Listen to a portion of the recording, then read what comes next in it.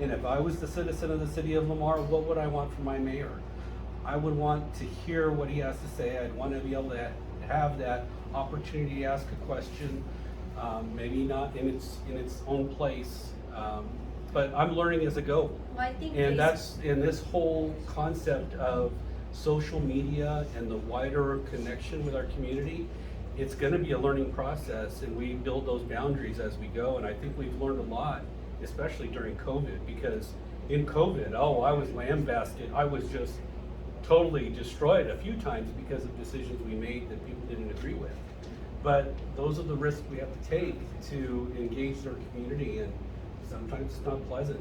I think the whole Facebook Live is wonderful to have the people that can't show up to meetings, Right. so then they feel a part of it. Then they know kind of the topics and issues that we're dealing with.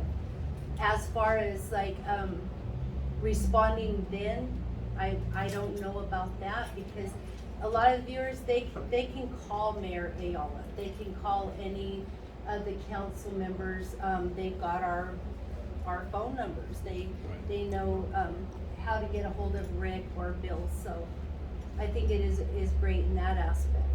And that's kind of what we shifted to, is we're giving you town hall meetings, we're giving you work sessions, we're giving you, coffee with Rob that he has every Wednesday morning.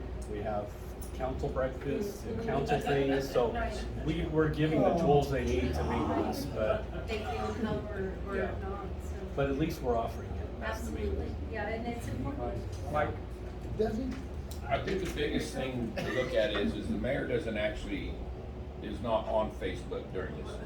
He has a barrier between him and the audience.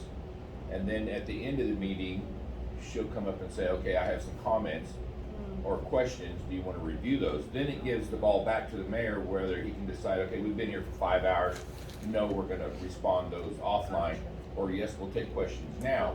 And then most of the time, the question is asked from the audience, so now they feel like that they're involved in the meeting and the decision-making processes, which they really aren't, but it allows them to think that in their mindset.